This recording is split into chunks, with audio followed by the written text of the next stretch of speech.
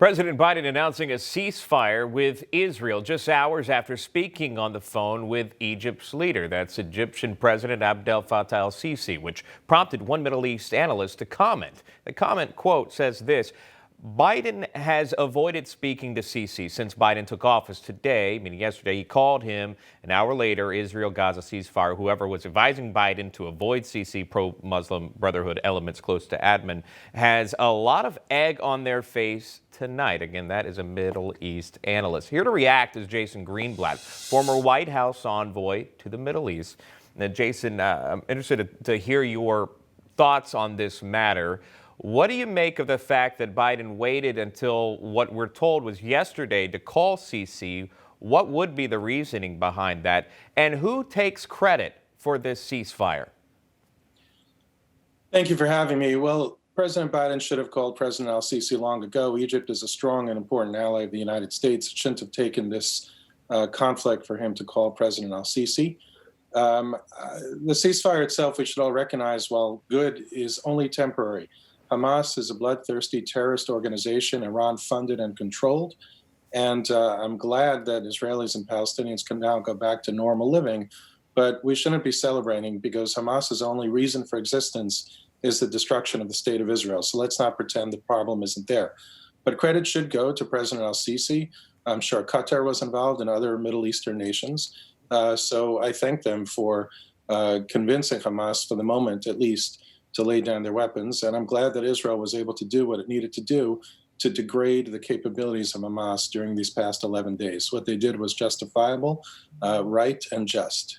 There are several, avenues we can go down in that conversation as far as what could possibly potentially happen with the ceasefire, how long it would last, et cetera. But I want to focus with you on this part of it really quickly, if I can. The media is focusing on the credit of who gets the credit of this. When they write about it, they talk about Biden's quiet diplomacy within this. It has been very unclear of the messaging coming from the White House on which side, who's taking which side with Hamas or with Israel. It hasn't been clear. But if you're reading the reports and you followed this, you as well, I'm sure you have, you know that the mediation itself has been continuing in Egypt. This has been ongoing. They would go back and forth. But right after the ceasefire is announced, the president of the United States stepped up and said, I applaud my team for taking action. Is that necessarily the case? Is that the messaging that was put out all along by this White House?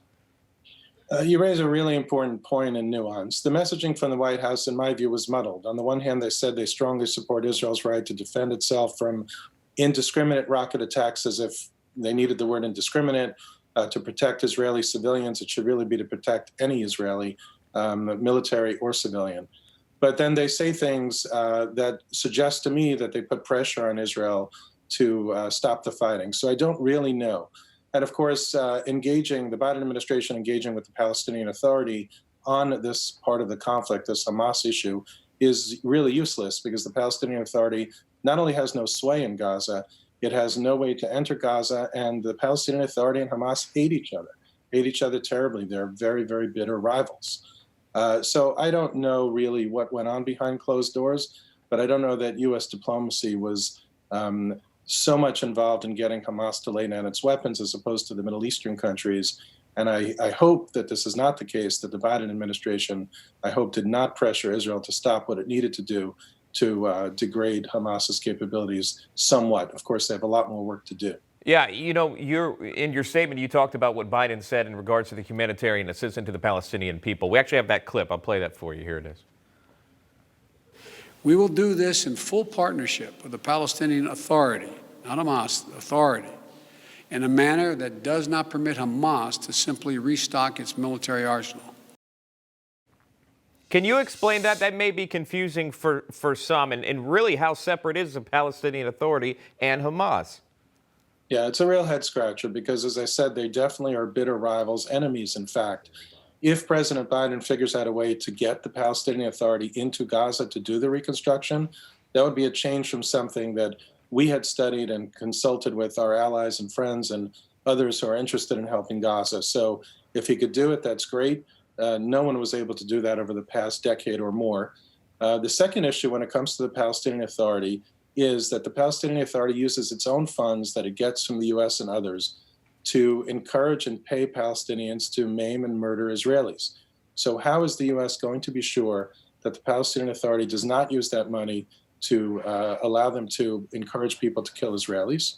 I think they have two significant hurdles. The last hurdle, which the Biden administration should ask themselves is it a good use of U.S. taxpayer funds to contribute to Gaza when in 2 months or 6 months or 2 years, Hamas is simply going to attack Israel again? Israel will have to justifiably defend itself, and all the things that the U.S. taxpayer money went to build are inevitably going to be destroyed again because of Hamas's hate and desire to destroy Israel. Before we go, I wanted to get your comment on this. The White House at the same time, signing a bill to combat anti-Asian hate. But in the past few days, we've seen an uptick in anti-Semitic attacks, including outside our own offices here at Newsmax, or literally right outside. And unfortunately, this isn't new. It just doesn't garner a lot of attention for some reason in the media. Does the White House need to say more about this anti-Semitic crimes or anti-Semitic violence we've seen? And here's the video. By the way, our studio is right above this area. Yeah, well, thank you for asking that. It's a really important question that people have lost focus on. And I applaud the administration for doing this anti-Asian bill. However, they ought to very quickly gear up and do something similar to fight anti-Semitism. It's been growing and growing, and this conflict is allowing people of very, very, very bad people of ill will, people that have hate in their hearts, to do things like are being done on this video.